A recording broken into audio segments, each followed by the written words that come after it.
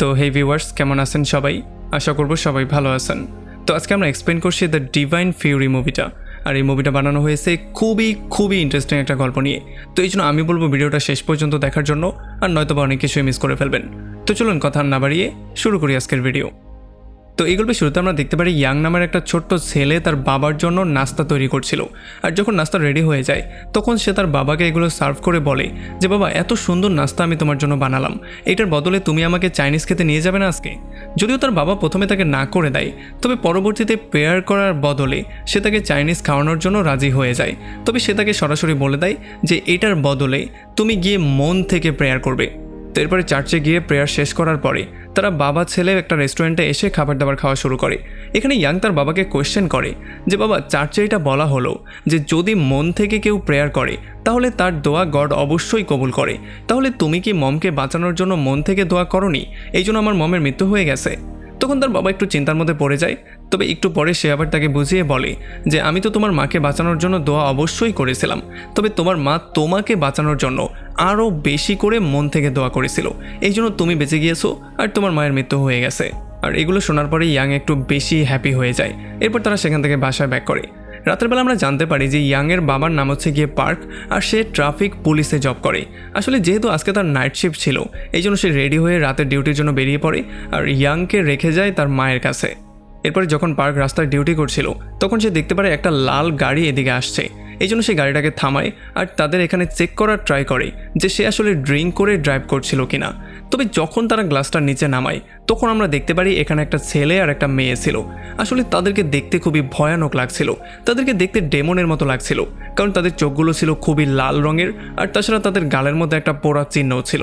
তবে তখনই আমরা দেখতে পারি এই ছেলেটা তার গাড়িটা স্টার্ট করে দেয়, কিন্তু পার্ক যেহেতু গাড়িটা ধরেছিল এই জন্য সে গাড়ির সঙ্গেই পিছলিয়ে সামনের দিকে যাওয়া শুরু করে। আর একটা পর্যায়ে অনেকটা দূরে যাওয়ার পরে সে সেটা ছেড়ে দেয় আর এই জন্য সে অনেক গুরুতর আহত হয়ে যায়। আর যখন এই খবরটা ইয়াং আর তার দাদি জানতে পারে তখন তারা দৌড়ে চলে আসে হসপিটালে তাকে দেখার জন্য। এখানে যখন তার বাবার এই অবস্থা ইয়াং দেখতে পারে তখন তার মনটা খুবই খারাপ হয়ে যায়, এই জন্য সে দৌড়ে চলে আসে পাশের একটা চার্চে। আর এখানে যখন সে প্রেয়ার করছিল তখন সে ফাদারকে দেখতে পারে। আর ফাদার এসে জিজ্ঞেস করে কি হয়েছে তোমার, তুমি কান্না করছো কেন? তখন ইয়ান তাকে জিজ্ঞেস করে যে যদি আমি মন থেকে আমার বাবার জন্য দোয়া করি তাহলে কি গড আমার দোয়া কবুল করবে? তখন ফাদার বলে যে হ্যাঁ, যারা মন থেকে প্রেয়ার করে তাদের দোয়া তো অবশ্যই গড কবুল করে, আর তুমি যেহেতু বাচ্চা তোমার দোয়া আরও আগে কবুল হবে। সো চলো তোমার বাবার জন্য আমিও তোমার হয়ে দোয়া করি। ইয়াং দেখতে পারে তার বাবা পুরোপুরি সুস্থ হয়ে গেছে আর তাকে ভালো ভালো অ্যাডভাইস দিচ্ছে, যেমন তার দাদির সমস্ত কথা সে শুনতে বলে। আর সে তাকে বলে যদি পরীক্ষায় তুমি নাম্বার অনেক কমও পাও তাহলেও কোনো সমস্যা নেই, তবে হ্যাঁ তোমাকে একজন ভালো মানুষ অবশ্যই হতে হবে, আর তাছাড়া দুর্বল মানুষদের পাশে সবসময় দাঁড়াতে হবে আর গরিব মানুষদেরকে সবসময় সাহায্য করতে হবে। এখন এগুলো শোনার পরে ইয়ান তার বাবাকে জিজ্ঞেস করে যে বাবা, তুমি কি কোথাও চলে যাচ্ছ নাকি? আমাকে এগুলো কেন বলছো? তখন তার বাবা বলে যে আমি যাচ্ছি না, আমি সবসময় তোমার সঙ্গেই থাকবো। আর এইটা বলেই যখন সে তার হাতটা পাতে আর ইয়ান তার হাতের উপরে তার হাতটা দেয় তখন আমরা এখানে একটা লাল লাইট দেখতে পারি, আর এইটার সঙ্গে সঙ্গেই তার বাবা আফটার লাইফে চলে যায়। ইয়ান যখন এরপরে ঘুম থেকে উঠে যায় তখন সে দেখতে পারে তার বাবা তার সামনে নেই, এই জন্য সে প্রচণ্ড রকমের কান্নাকাটি করে। এর পরের সিনে আমরা দেখতে পারি পার্কের ফিনরেল। এখানে যখন সবাই তাকে শ্রদ্ধার সঙ্গে স্মরণ করছিল তখন এখানে ফাদারও চলে আসে। তবে যখন ইয়ান ফাদারকে দেখতে পারে তখন তার মাথাটা প্রচণ্ড গরম হয়ে যায়, এই জন্য সে তার মাথায় একটা ক্রস মেরে তাকে বলে যে তুমি এখান থেকে এখনই বেরিয়ে চলে যাও, কারণ তুমি হচ্ছে একটা মিথ্যাবাদী। তুমি আমাকে বলেছিলে গড আমার দোয়া কবুল করবে, তবে গড আমার দোয়া কবুল করেনি। আর তখন আশেপাশের লোকজন ইয়ানকে কোনো রকমে শান্ত করার ট্রাই করে। তো এরপরে গল্প চলে আসে কয়েক বছর সামনে। আমরা দেখতে পারি এখন ইয়ান অনেকটা বড় হয়ে গেছে আর সে একজন বক্সারও হয়ে গেছে। সে এত ভালো একজন বক্সার হয়েছে যে এখন পর্যন্ত সে একটা ম্যাচও হারেনি। আজকে তার যার সাথে ফাইট হবে তার শরীরে গডের একটা ট্যাটু ছিল, আর এটা দেখার পরে ইয়ান ট্রিগার হয়ে যায়। তার চোখের মধ্যে লাল আলো জ্বলা শুরু করে আর সে কারো একটা আওয়াজও শুনতে পারে, যে আওয়াজ তাকে বারবার করে বলছিল যে গড আজ পর্যন্ত তোমার জন্য কিছুই করেনি, গড তোমার ফেভারে কোনো কিছু আনেনি, গডের থেকে তোমার যেই কোনো মূল্যে বদলা নিতেই হবে। এই জন্য সে প্রচণ্ড মাথা গরম করে তার অপোনেন্টকে আচ্ছা রকম ধোলাই করে সেই ম্যাচটা উইন করে ফেলে। আর এরপর ইয়ান একটা স্বপ্ন দেখতে পারে। সে দেখতে পারে তার বাবার লাশের সামনে একটা ক্রস রাখা হয়েছে। এটা দেখার পরে তার মাথা প্রচণ্ড গরম হয়ে যায়। সে ক্রসটাকে তুলে ফেলে দেওয়ার ট্রাই করে, তবে যখন সে এটাকে ফেলে দেওয়ার জন্য উঠায় তখন এই ক্রসটা তার হাতের সঙ্গেই লেগে যায়। আর আমরা দেখতে পারি ক্রসের মধ্যে আগুনও জ্বলে যায়। এই জন্য পুড়ে যাওয়ার ব্যথায় ইয়ান কাতরানো শুরু করে আর তখনই তার চোখটা খুলে যায়। তবে যখন সে তার হাতটা চেক করে তখন সারপ্রাইজিংলি সে দেখতে পারে তার হাতটা পুড়ে গেছে। এই জন্য দ্রুত সে ডক্টরের কাছে চলে আসে আর ডক্টর ভালো করে এটাকে চেক করে তাকে জানায় যে আসলে এটা দেখে মনে হচ্ছে কোনো একটা ধারালো জিনিস আপনার হাতের মধ্যে ঢুকে গেছে। তবে যেহেতু জখমটা খুব বেশি না, এই জন্য এটা নিয়ে টেনশন করার তেমন কোনো কারণ নেই। এরপরে যখন সেদিন রাতের বেলায় সে বাসায় এসে শুয়ে পড়ে তখন একটা স্পাইডার ডেমন এসে তার শরীরের মধ্যে ঢোকার ট্রাই করে। এটার জন্য ব্যথায় ইয়ান আবারও কাতরানো শুরু করে। তবে যখন সে চোখটা খুলে ফেলে তখন সে দেখতে পারে আবারও তার হাত দিয়ে রক্ত বেরোচ্ছে। এই জন্য পরদিন সকালবেলা সে আবারও ডক্টরের কাছে চলে আসে আর তার ব্লাডের কয়েকটা টেস্ট করানোর জন্য স্যাম্পল দিয়ে যায়। এরপরে যখন ইয়ান একটা গাড়ি দিয়ে বাসার দিকে যাচ্ছিল তখন গাড়ির ড্রাইভার তার ভাতিজি সম্পর্কে তাকে বলা শুরু করে। সে বলে যে আমার ভাতিজি খুবই সুস্থ সবল ছিল, তবে হঠাৎ করেই একটা সময় সে উল্টাপাল্টা স্বপ্ন দেখা শুরু করে। এই জন্য সে কোনোভাবেই ঘুমাতে পারছিল না। এই জন্য আমরা ডক্টরও দেখিয়েছিলাম, তবে ডক্টর বলেছিল চিন্তা করার কোনো কারণ নেই। তবে এর কিছুদিন পরে তার চুলগুলো পড়া শুরু করে দেয় আর নাক মুখ দিয়ে রক্ত বের হওয়া শুরু হয়ে যায়। এটার জন্য তার অবস্থা আস্তে আস্তে করে খারাপ হয়ে যাচ্ছিল। আমরা ডক্টর বারবার করেই দেখিয়েছিলাম, তবে ডক্টর কোনোভাবেই তার রোগ ধরতে পারছিল না। এই জন্য কেউ একজন আমাদেরকে পরামর্শ দিল যাতে করে আমরা একজন ফকিরকে তাকে দেখাই। আর যখন আমরা সেই ফকিরের কাছে যাই তখন সে আমাদেরকে বলে যে তার উপরে একটা খারাপ জিন আসর করেছে, সো 10 দিন ধরে একটা রিচুয়াল করতে হবে, তারপরেই হয়তো সে যেতে পারে। তবে আমার ফ্যামিলি মেম্বাররা এটাকে খুব বেশি একটা সিরিয়াসলি নিচ্ছিল না। এই জন্য একটা পর্যায়ে গিয়ে আমার ভাতিজি ব্লাইন্ডই হয়ে যায়। এরপর তার চোখের আলোটা ফিরিয়ে আনার জন্য আমরা একটা রিচুয়াল পারফর্ম করি আর এই রিচুয়াল করার পরে ফাইনালি সে তার চোখের আলো ফিরে পেয়ে যায়। তবে ইন্টারেস্টিংলি সে এখন আর জীবিত মানুষদেরকে দেখতে পারে না, সে দেখতে পারে শুধুমাত্র মৃত মানুষদের আত্মাগুলোকে। আর এখন সে নিজেই একজন ফকির হয়ে গেছে। আর যদি আপনার এই সমস্ত ব্যাপারগুলোতে বিশ্বাস না হয় তাহলে আমি চাইলে তার সঙ্গে আপনাকে মিলিয়ে দিতে পারি। তবে ইয়ান তার সাথে কোনোভাবেই দেখা করতে চায় না, কারণ তার মনে হয়েছে এগুলো ফালতু একটা জিনিস। তবে রাতের বেলায় যখন সে গিয়ে আবারও ঘুমিয়ে পড়ে তখন সে উল্টাপাল্টা কিছু স্বপ্ন দেখতে পারে। সে প্রচণ্ড ব্যথা অনুভব করা শুরু করে আর তার হাত দিয়ে রক্ত পর্যন্ত বের হওয়া শুরু হয়। এই জন্য সে পরদিন সকালবেলা আবারও ডক্টরের কাছে যায়। তবে ডক্টর অনেক রকমের চেক আপ করার পরেও কোনোভাবেই কিছু বুঝতে পারছিল না। সে বুঝতেই পারছিল না যে আসলে তার হয়েছেটা কি, সে এমনটা কেন করছে। কারণ এটা যদি কোনো ইনফেকশন হতো তাহলে অবশ্যই এটা বাড়তো, কিন্তু এটা বাড়ছেও না, কমছেও না। এই জন্য ফাইনালি ইয়ন বাধ্য হয়ে সেই ড্রাইভারের ভাতিজির সঙ্গে মিট করতে চায়। তবে যখনই সে এখানে আসে তখন এই মেয়েটা তাকে দেখার সঙ্গে সঙ্গেই বলে যে তুমি একটা মহা বিপদের মধ্যে আছো, তোমার চারপাশে খারাপ শয়তানেরা ভর করেছে, কারণ তুমি গডের উপর থেকে বিশ্বাস করাই ছেড়ে দিয়েছো, তোমার কপালে খুবই শীঘ্রই দুঃখ আছে। তবে ইয়ান এগুলোতে কান্না দিয়ে যখন তার হাতের জখমটা দেখায় তখন সেই মেয়েটা বলে যে এটা হচ্ছে কি একটা ক্রসের চিহ্ন। আসলে তোমার ঘরের পশ্চিমে একটা ক্রস তুমি পেয়ে যাবে, সেখানে তুমি ফাদার অ্যানকেও পেয়ে যাবে। আর যদি তুমি তার কাছে যাও তাহলে সে চাইলে তোমাকে সাহায্য করলেও করতে পারে। আর এরপর যখন রাতের বেলায় সে সেখানে চলে যায় তখন অনেক অনেক কাক এসে তার উপরে আক্রমণ করা শুরু করে। আর এগুলোর থেকে বাঁচার জন্য ইয়ান কোনো রকমে গাড়ির মধ্যে গিয়ে লুকিয়ে পড়ে। আর তখন এদিকে আমরা দেখতে পারি ফাদার আন তার একজন অ্যাসিস্ট্যান্টকে নিয়ে একটা ভয়ঙ্কর রোগের চিকিৎসা করছিল। তবে একটু পরে প্রচণ্ড রাগ করে সেই রোগী এসে ফাদার আনের উপরেই আক্রমণ করে দেয়। আর এই রোগীর থেকে বাঁচার জন্য ফাদার আন তার পবিত্র আংটিটা খুলে যখন তার ফেসের মধ্যে চেপে ধরে তখন এই শয়তানটা প্রচণ্ড ব্যথা অনুভব করা শুরু করে। এই জন্য সে ফাদার আনকে ছেড়ে দেয়। আর এরপর সে গিয়ে তার অ্যাসিস্ট্যান্টের উপরে আক্রমণ শুরু করে দেয়।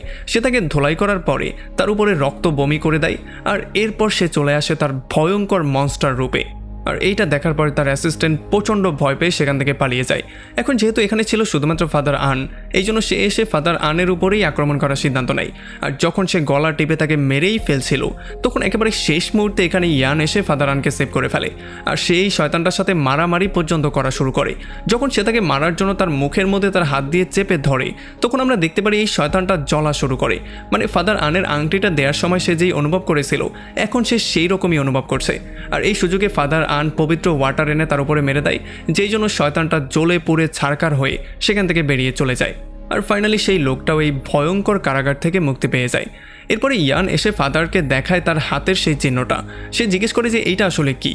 তখন ফাদার আন তাকে বলে যে এইটা হচ্ছে গিয়ে ঠিক তেমনই একটা চিহ্ন যখন জিজাসের হাতের মধ্যে প্যারাগ মারা হয়েছিল তখন যেমন চিহ্ন হয়েছিল এটা হচ্ছে সেইটা। আসলে এটাকে বলা হয় স্টিগমা, যেটা এমন এমন মানুষের হাতের মধ্যে মাঝে মধ্যেই চলে আসে যারা খোদার উপরে একটু বেশিই ভরসা করে। তবে তখনই ইয়ান একটা ভয়ঙ্কর আওয়াজ শুনতে পারে, যেই আওয়াজটা তাকে বলছিল যে তোমার বাবার একেবারে শেষ মুহূর্তে মানে মৃত্যুর আগ মুহূর্তে তুমি তাকে দেখতে পাওনি, কারণ তুমি চার্চে গিয়ে প্রেয়ার করছিলে। আসলে এই সমস্ত ফাদাররা হয় মিথ্যাবাদী, তাদের বেঁচে থাকার কোনো অধিকার নেই, তাদেরকে এখনই মেরে ফেলা উচিত। তবে আমরা দেখতে পারি এই আওয়াজটা ইয়ানকে প্রচণ্ড বিরক্ত করছিল আর প্রচণ্ড যন্ত্রণাও দিচ্ছিল।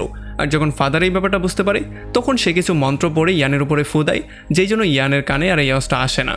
এরপরে ইয়ান ফাদারকে নিয়ে তার রুমে চলে আসে, কারণ সে চায় তার রুমটাকে পবিত্র করতে। এই জন্য ফাদার তাকে রুম থেকে বাইরে বের করে তার রুমের মধ্যে কিছু মন্ত্র পড়ে একটা ক্রস তার বাবার ছবির পেছনে লুকিয়ে দেয়। এই জন্য যখন সেই দিন রাতের বেলায় ইয়ান ঘুমিয়ে পড়ে তখন সে আর স্বপ্নে কোনো উল্টাপাল্টা কিছু দেখতে পারে না। তবে পরদিন সকালবেলা ঘুম থেকে ওঠার পরপরই সে তার বাবার ছবির পেছনে সেই ক্রসটা দেখে ফেলে। এই জন্য সে এটা নিয়ে বাথরুমের মধ্যে ফেলে দেয়। তবে ফ্লাশ করার ঠিক আগ মুহূর্তে সে কিছু একটা রিয়েলাইজ করতে পারে। এই জন্য সে বাথরুম থেকে এটা তুলে এটাকে ভালো করে পরিষ্কার করে আবারও ফাদারকে রিটার্ন করে দেয়। আর তখন এদিকে আমরা দেখতে পারি সেই ছেলেটাকে যার জন্য ইয়ানের বাবার মৃত্যু হয়েছিল। আসলে এই ছেলেটার নাম হচ্ছে জেসিন। আসলে জেসিন এতগুলো বছর পার হয়ে যাওয়ার পরেও দেখতে ঠিক আগের মতোই ছিল। আসলে আমরা জানতে পারি যে জেসিন একটা বারের ওনার, আর এখানে একটা লোক তাকে থ্রেট করে এটা বলছে যে তার নিজের কোম্পানিকে জেসিনের বারের সিকিউরিটির জন্য হায়ার করতে। আর এটা শোনার পরে জেসিন তার হাতের মধ্যে থেকে একটু রক্ত বের করে আর তার নাক শক্তিটাকে সে উপলব্ধি করে। এটার জন্য সে সামনের লোকটা সম্পর্কে অনেক কিছুই জেনে যায়। আর এরপর সে তাকে বলা শুরু করে যে তুমি ডিভাইনের সাথে কাজ করো না, সে আসলে জুয়ায় অনেক টাকা লস করেছে। এই জন্য খুব শীঘ্রই সে তোমার কোম্পানিটাকে বিক্রি করে সমস্ত টাকাগুলো নিয়ে থাইল্যান্ডে পালিয়ে যাওয়ার প্ল্যানিং করছে। আর যদি তোমার আমার কথায় বিশ্বাস না হয় তাহলে তুমি তাকে কল দিয়ে দেখতে পারো, সে এখন এই ব্যাপারটা নিয়ে মিটিং করছে। আর এটার জন্য সেই লোকটা যখন তাকে কল দেয় তখন সে দেখতে পারে সে কলটা পিক করছে না, আসলে সে ব্যস্ত ছিল। আর এই ব্যাপারটার জন্য সে প্রচণ্ড রাগ হয়ে জেসিনের গলায় ছড়ি ধরে তাকে বলে যে যদি তুমি একটা কথাও মিথ্যা কথা বলো তাহলে আমি পরবর্তীতে এসে তোমাকে এখানেই খুন করব। আর এরপরে যখনই সেই লোকগুলো সেখান থেকে বেরিয়ে চলে যায় তখনই জেসিন চলে আসে তার শয়তানের পূজা করার জন্য। এখানে সে শয়তানের নামে কিছু রিচুয়াল করে আর সেই লোকটার মাধ্যমে ডিভানকে সেখানে শেষ করে দেয়। আর এরপর সে তার শয়তানের পুজো করে কিছু স্পেশাল পাওয়ারের মাধ্যমে সেই লোকটার বুকের মধ্যেও কয়েকবার আক্রমণ করে, যেই জন্য সেই লোকটারও সেখানে মৃত্যু হয়ে যায়। আর পরবর্তীতে এই দুইটা লাশকেই সে তার শয়তানকে সমর্পণ করে দেয়। আর এটার জন্য জেসিন অনেক বেশি পাওয়ার পেয়ে যায়। আসলে জেসিন যতবারই শয়তানকে কোনো একটা লাশ সমর্পণ করে তখনই জেসিনের পাওয়ার আস্তে আস্তে বাড়তেই থাকে। আর এদিকে যখন ইয়ান রাতের বেলায় ঘুমাচ্ছিল তখন সে আবারও উল্টাপাল্টা স্বপ্ন দেখা শুরু করে দেয় আর সে অনেক বেশি ব্যথা অনুভব করা শুরু করে। এই জন্য পরদিন সকালবেলা সে চলে আসে ফাদার আনের বাসায় আর তাকে এসে সমস্ত ব্যাপারটাকে খুলে বলে। এগুলো শোনার পরে ফাদার আন পপের দেয়া একটা স্পেশাল মালা তার ঘরের মধ্যে রাখার জন্য বলে। আর এরপর সে তাকে কোয়েশ্চেন করে যে তুমি আসলে গডে বিশ্বাস কেন করো না। আর তখন ইয়ান তাকে তার বাবার সেই ঘটনাটা বলে যে কিভাবে সে বারবার করে দোয়া করার পরেও গড তার বাবাকে তার থেকে কেড়ে নিয়েছিল, সে তার বাবাকে তাকে ফিরিয়ে দেয়নি। আর এগুলো শোনার পরে ফাদার আন তাকে বলে যে জানো আমার একজন গুরু ছিল যে নিজের হাত দিয়ে আমাকে শয়তান ভাগানো শিখিয়েছে। তবে কিছুদিন পরেই একটা ভয়ঙ্কর রোগে তার মৃত্যু হয়ে গিয়েছিল। এটা হওয়ার পরে আমি বারবার করেই চিন্তা করছিলাম যে গড কি করে এতটা নির্মম হতে পারে, এত ভালো একটা মানুষকে সে কি করে পৃথিবী থেকে নিয়ে যেতে পারে। আর যখন এই ব্যাপারটা আমি পোপকে জিজ্ঞেস করেছিলাম তখন পোপ আমাকে সরাসরি বলেছিল যে সব কিছুই হচ্ছে গডের ইচ্ছা। আসলে যত খারাপ কিছুই হয় সেগুলোর পেছনেও ভালো কিছু লুকিয়ে থাকে, যেটা আমরা তখন দেখতে পারি না, হয়তো ভবিষ্যতে গিয়ে আমরা সেটা দেখতে পারবো।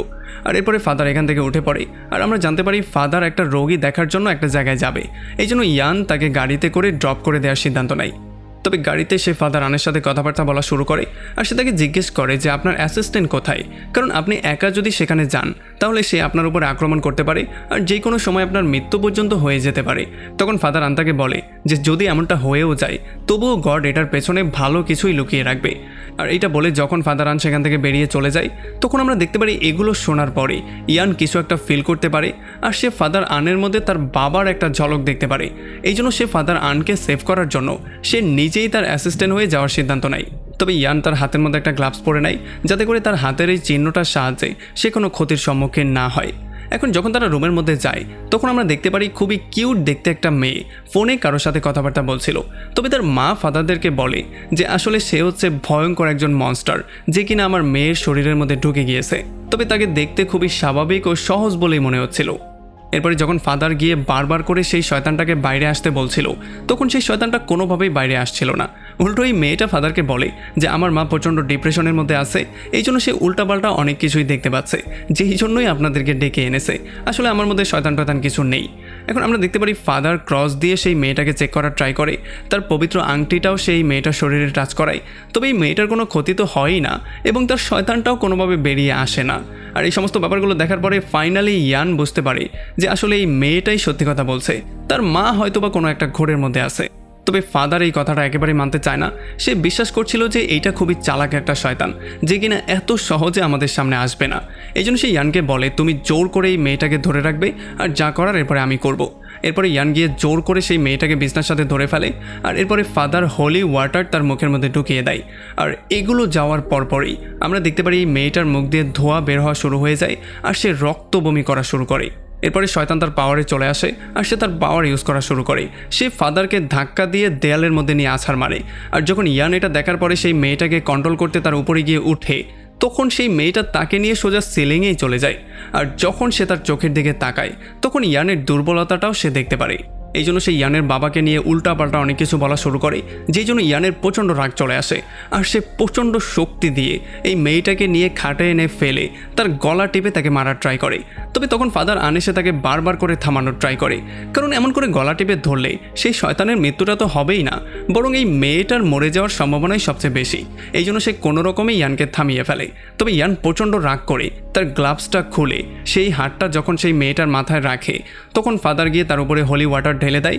আর এইটার জন্য এই মেয়েটার মাথায় আগুন জ্বলা শুরু করে। এই জন্য সেই শয়তান এগুলো সহ্য করতে না পেরে এই মেয়েটার শরীর থেকে বেরিয়ে চলে যায়।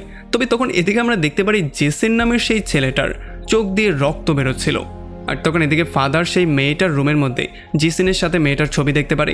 আর যখন সে তার মাকে এগুলো জিজ্ঞেস করে তখন তার মা বলে যে আজকাল জেসিনের সাথেই আমার মেয়ে নানান জায়গায় হ্যাং আউট করছে। আর তখন আমরা দেখতে পারি এই মেয়েটার চোখ দিয়ে রক্তের পানি পড়ছে।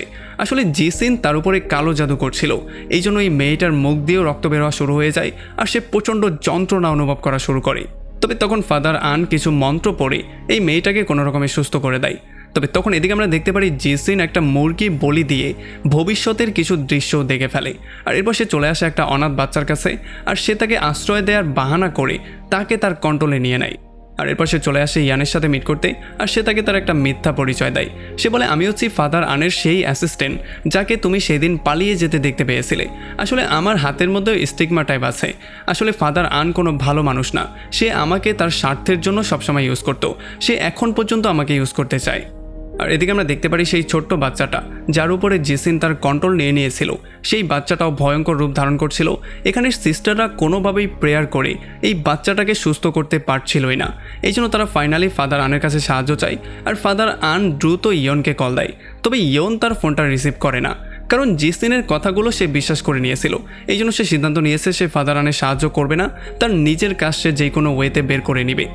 আর এরপরে ফাদার আন একা চলে আসে সেই বাচ্চাটাকে কন্ট্রোল করতে আর সেই বাচ্চাটাকে জোর করে ধরে তার পবিত্র আংটির মাধ্যমে জেসিনের সেই শয়তানটা তার থেকে বের করে ফেলে। এই জন্য বাচ্চাটাও শান্ত হয়ে যায়। তবে তখনই আমরা দেখতে পারি চারপাশের লাইটগুলো ফ্লিকারিং করা শুরু করে, দরজাটা অটোমেটিকলি বন্ধ হয়ে যায় আর সেই বাচ্চাটা ভয়ঙ্কর রকমের চিৎকার করা শুরু করে। এখন এই বাচ্চাটার সঙ্গে কথাবার্তা বলার পরে ফাদার এটা ক্লিয়ারলি বুঝতে পারে যে এই বাচ্চাটার উপরে 650টা ভূত আচর করেছে। এই জন্য সে এক এক করে সবগুলোকে বের করা শুরু করে আর সে একটু পরে সিস্টারদেরকেও বাইরে বের করে দেয়, কারণ এখানে থাকাটা মৃত্যুকে দাওয়াত দেওয়ার শামিল। তবে একটা সিস্টার কোনোভাবেই বাইরে যেতে চাইছিল না, সে এখানেই থাকতে চাইছিল। এই জন্য যখন তার সামনেই ফাদার সেই ভূতগুলোকে বের করছিল তখন একটা পর্যায়ে সে অনেকটা ক্লান্ত হয়ে যায়। এই জন্য সেই শয়তান সুযোগ পেয়েই ফাদারের উপরে আক্রমণ করে দেয় আর সিস্টার দেখতে পারে শয়তান ফাদারকে আচ্ছা রকম ধোলাই করে সেখানেই তাকে বেহুশ করে ফেলে। এই জন্য সিস্টার দ্রুত একটা ক্রস তার সামনে এনে তার সামনে নানান রকমের প্রেয়ার করা শুরু করে। এই জন্য এই শয়তান প্রচণ্ড রাগ করে সোজা সিলিংয়ে গিয়ে হঠাৎ করেই সিস্টারের উপর আক্রমণ করে দেয় আর তার গলা টিপে তাকে মেরে ফেলার ট্রাই করে। তবে একেবারে শেষ মুহূর্তে এখানে ইয়ান চলে আসে যে কিনা বাচ্চাটাকে ধরে আচ্ছা রকম ধোলাই করে তার স্টিগমাওয়ালা হাতটা তার মাথায় রেখে তার উপরে হোলি ওয়াটার দিয়ে দেয়, যেই জন্য এক ঝটকার সঙ্গে সমস্ত শয়তান তার থেকে বেরিয়ে চলে যায়। আর এরপর সে দ্রুত গিয়ে ফাদার আনেরও জ্ঞান ফিরিয়ে আনে আর তার দ্রুত চিকিৎসার ব্যবস্থা করে। এরপরে আমরা দেখতে পারি এই চার্চের সমস্ত সিস্টাররা সমস্ত বাচ্চারা ইয়ানের কাছে এসে তাকে থ্যাংক ইউ বলে, কারণ তাদের একজন সহকর্মীকে সে যে কোনো ওয়েতে সেভ করেছে। আর এত সম্মান পাওয়ার পরে ইয়ানের মনটাও একটু নরম হয়ে যায়। আর তখন এদিকে আমরা দেখতে পারি জেসন শয়তানের পূজা করে শয়তানের এখান থেকে পানি খায়। এই জন্য সে একটা ভয়ঙ্কর রকমের পাওয়ার পেয়ে যায়। পাওয়ারটা ছিল তার শরীর তো এখানেই থাকবে, তবে একটা ছায়া অন্যদিকে সে পাঠাতে পারবে। সে ছায়াটা পাঠিয়ে দেয় সেই বাচ্চাটার কাছে, যেই ছায়াটা গিয়ে সেই বাচ্চাটাকে খুন করে ফেলে। আর এরপর এই বাচ্চার আত্মাটা সে শয়তানের কাছে সমর্পণ করে দেয়। এটার পুরস্কার হিসেবে শয়তান তাকে একটা স্পেশাল চাকুও দিয়ে দেয়। আর যখনই ফাদার আন ও ইয়াং এই ব্যাপারটা জানতে পারে তখন তারা দৌড়ে চলে আসে সেই বাচ্চাটাকে দেখার জন্য হসপিটালে। আর মর্গে গিয়ে যখন তার লাশটা দেখে তখন এমন অবস্থা দেখার পরে তারা খুবই আপসেট হয়ে যায়। আর যখন তার লাশের জন্য তারা প্রেয়ার করা শুরু করে তখনই আমরা দেখতে পারি চারপাশের লাইটগুলো ফ্লিকারিং করা শুরু করে। আর তখন ইয়ান এখানে জেসিনকেও দেখতে পারে, এই জন্য সে তাকে ধরার জন্য তাকে ফলো করা শুরু করে। আর তখন এদিকে সেই মৃত বাচ্চাটাই বারবার করে ফাদারকে বলা শুরু করে যে ফাদার আমার খুবই কষ্ট হচ্ছে, আমাকে এটার মধ্য থেকে বের করুন, আমার মধ্যে আরও একটা জিনিস লুকিয়ে আছে। এগুলো শোনার পরে ফাদারের মনটা খুবই নরম হয়ে যায়, এই জন্য সে তাকে জড়িয়ে ধরে। আর তখন আমরা দেখতে পারি পেছন থেকেই জেসিন এসে ফাদারের উপরে আক্রমণ করে দেয়। আর যখন ফাদারের চিৎকার শোনার পরে ইয়ান দৌড়ে আবারও এই জায়গায় চলে আসে তখন সে দেখতে পারে অলরেডি জেসিন ফাদারের গলার মধ্যে ছুরি ধরে আছে। এখন জেসিন তাকে বলে যে যদি তুমি বাড়াবাড়ি করার ট্রাই করো তাহলে আমি ফাদারকে মেরে ফেলবো, আমি ফাদারের জীবনটাও দিয়ে দিব আর তোমার হাতটাকেও ঠিক করে দিতে পারবো, তবে আমার একটা শর্ত আছে, তুমি কখনোই গডের উপরে বিশ্বাস করতে পারবে না। আর ফাদার আনের জীবনটাকে সেভ করার জন্য ইয়ান এই শর্তে রাজিও হয়ে যায়, যদিও ফাদার আন এমনটা কোনোভাবেই চাইছিল না। এই জন্য সে ইচ্ছা করে জেসিনের ছুরিটা তার গলার মধ্যে ঢুকিয়ে দেয়। আর এটা দেখার পরে জেসিন প্রচণ্ড রাগ করে সেখান থেকে চলে যায়। আর এরপরে ফাদার আন ইয়ানকে বলে দ্রুত গিয়ে ফাদার জোয়ের সাথে মিট করতে। এই জন্য ইয়ান দ্রুত ফাদার আনের বডিটাকে নিয়ে চলে আসে ফাদার জোয়ের কাছে। আর এখানে ফাদার জোয়ে তার উপরে পবিত্র পানি দিয়ে কিছু মন্ত্র পড়া শুরু করে। আর এগুলো দেখার পরে এতগুলো বছর পরে ইয়ান ফাইনালি আবারও চার্চে চলে আসে। আর সে গডের কাছে প্রেয়ার করা শুরু করে যাতে করে সে ফাদার আনকে নিয়ে না যায়, কারণ ফাদার আনের কোনো দোষ ছিল না, সে সম্পূর্ণ নির্দোষ। আর এতে করে আমরা দেখতে পারি ফাদার আনও জ্ঞান ফিরে পেয়ে যায়। তবে যখন সে এসে এই ব্যাপারটা দেখতে পারে তখন সে ফাদার আনকে এখানে রেস্ট নেওয়ার জন্য বলে। তবে ফাদার আন তার হাতের মধ্যে তার পবিত্র আংটিটাকে দিয়ে তাকে এটা তার কাছেই রেখে দেওয়ার জন্য বলে। এরপরে ফাদার জয় তাকে একটা পবিত্র ড্রেস দেয় যেটা জেসনের সঙ্গে ফাইট করার সময় তাকে একটু প্রোটেকশন দেবে। এই জন্য ইয়াং গিয়ে দ্রুত সেই ড্রেসটা পরে ফেলে আর সে দ্রুত চলে আসে জেসনের সঙ্গে ফাইট করার জন্য। এখানে অলরেডি জেসনের লোকজন তার জন্যই ওয়েট করছিল, তারা তাকে একটু ধোলাই করতে চায়। তবে যেহেতু সে ছিল একজন ভয়ঙ্কর রকমের বক্সার, এই জন্য তার সামনে খুব বেশিক্ষণ কেউ টিকতে পারছিল না। সে এক এক করে তাদের সবাইকে ধোলাই করা শুরু করে। এরপর সে তার হাতের মধ্যে পবিত্র পানি দিয়ে এক এক করে সেই সমস্ত লোকজনের মাথার মধ্যে দিয়ে দেয়, যেই জন্য তারা সবাই পুড়ে ছারকার হয়ে তাদের বডি থেকে শয়তানগুলো বেরিয়ে চলে যায়। আর এরপরে যখন সে বেসমেন্টে জেসিনের কাছে যাওয়া শুরু করে তার আগেই আমরা দেখতে পারি জেসিন অলরেডি নিজেকে শয়তানের কাছে সমর্পণ করে দিয়েছিল। সেই শয়তানের থেকে যেই চাকুটা পেয়েছিল সেইটা দিয়েই সে তার হার্টের মধ্যে অনেকবার আঘাত করে। আর এরপর সে শয়তানের পানির মধ্যেই সেখানে পড়ে যায়। আর যখনই ইয়ান এখানে আসে তখন এই পানির মধ্যে একটা বিশাল বড় ব্লাস্ট হয়ে যায়। এরপরে আমরা দেখতে পারি শয়তানের হাত পানি থেকে বেরিয়ে আসছে। আসলে আমরা দেখতে পারি এইটা ছিল জেসিনই, যে কিনা এখন নিজেই একজন ভয়ঙ্কর শয়তান হয়ে গেছে। এখন জেসিন হয়ে গেছে খুবই ভয়ঙ্কর আর সে হয়ে গেছে খুবই পাওয়ারফুল। তার সাথে ফাইট করাটা হবে ইম্পসিবল একটা ব্যাপার। তবে তবুও ইয়ান তার সঙ্গে ফাইট করার ট্রাই করে আর সুযোগ পেয়ে সে তার হাতটাও তার মাথার উপরে রাখে। তবে এতে করে জেসিনের উপরে কোনো প্রভাব পড়ে না। উল্টো আমরা দেখতে পারি সুযোগ পেয়ে জেসিন তার ঘাড়ের মধ্যে একটা কামড় দিয়ে দেয়, যেই জন্য ইয়ানের শরীর আস্তে আস্তে করে ট্রান্সফর্ম হওয়া শুরু হয়ে যায়। তার অবস্থা খুবই খারাপ হয়ে যায়, তার মুখটা আস্তে আস্তে কালো হওয়া শুরু করে। আর যখন সে এগুলো সহ্য করতে না পেরে বেহুশ হয়ে যায় তখনই স্বপ্নে সে তার বাবাকে দেখতে পারে। তার বাবা তার কাছে আসে, এই জন্য সে এসে তাকে জড়িয়েই ধরে। তবে তার বাবা তার হাতটা তার হাতে রেখে বলে যে আমি সবসময় তোমার সঙ্গে আছি, এইটা কোনোভাবেই ভুলে যাবে না। আর এটা বলার পরে ইয়ানের চোখটা খুলে যায় আর আমরা দেখতে পারি তার যেই হাতে ঘা ছিল সেই হাতটা আগুনের মতো জ্বলা শুরু করে। সেই হাতটা দিয়ে জেসিনের উপরে একটা ভয়ঙ্কর পাঞ্চ করে, যেই জন্য তার অবস্থা খুবই খারাপ হয়ে যায়। তবে সেও কোনোভাবে হার মানতে চাইছিল না। তারা একে অন্যের সাথে ভয়ঙ্কর রকমের মারামারি করছিল, যেই জন্য তারা দুজনেই খুবই বেশি আহত হয়ে যায়। তবে কেউই কারো কাছে হার মানতে চাইছিল না। আর একেবারে লাস্টে ইয়ান একটু বুদ্ধি করে ফাদার আনের দেয়া সেই আংটিটাকে তার হাতের মধ্যে নিয়ে ভয়ঙ্কর রকমের একটা পাঞ্চ জেসিনের বুকে করে, যেই জন্য জেসিনের অবস্থা প্রচণ্ড খারাপ হয়ে যায়। সে কোনোভাবেই আর উঠে দাঁড়াতে পারছিল না। এরপর সে জেসনকে মেরে তার শরীর থেকে সেই শয়তানের ছুরিটা বের করে ফেলে আর এটাকে পুরোপুরি পুড়িয়ে ফেলে। তবে যখনই এরপর সে চলে যাওয়ার ট্রাই করছিল তখন আমরা দেখতে পারি সেই শয়তানি পুকুর থেকে অনেক অনেক ভয়ঙ্কর রকমের হাত বাইরে আসে, যেগুলো কিনা জেসনের শরীরটাকে টেনে একেবারে আবারও পুকুরের মধ্যে নিয়ে যায়। আর এরপর যখন ইয়ান দৌড়ে ফাদার আনের কাছে চলে আসে তখন সে দেখতে পারে ফাদার আন এখন অনেকটা সুস্থ হয়ে গেছে। আসলে যেহেতু জেসনের মৃত্যু হয়ে গেছে এই জন্য তার জাদুগুলোও কাজ করা বন্ধ করে দিয়েছে, আর ফাদার আনের যে জখম ছিল সেটাও এখন পুরোপুরি ঠিক হয়ে গেছে। এইটা দেখার পরে ফাইনালি ইয়ান একটা দীর্ঘশ্বাস নেয়, আর এরপর সে গিয়ে ফাদার আনকে জড়িয়ে ধরে, আর ফাদার আনও তাকে তার ছেলের মতো করেই জড়িয়ে ধরে। আর এগুলোতে ইয়ান একটু বেশি ইমোশনাল হয়ে যায়। আর এরপর থেকে তারা দুজন বাবা ছেলের মতোই একসাথে থাকা শুরু করে, সমস্ত কিছু একসাথে করা শুরু করে। আর এমনই একটা ইন্টারেস্টিং পয়েন্টে এই পুরো মুভিটা এখানেই শেষ হয়ে যায়। তো আমাকে কমেন্ট করে জানান কেমন লাগলো ভিডিও। যদি ভালো লাগে তাহলে অবশ্যই একটা লাইক করবেন, আর যদি এখনও আমাদের চ্যানেলটা সাবস্ক্রাইব করে না থাকেন তাহলে প্লিজ করে ফেলুন। তো আমাদের দেখা হবে অন্য কোনো ভিডিওতে অন্য কোনো একদিন। Till then, take care.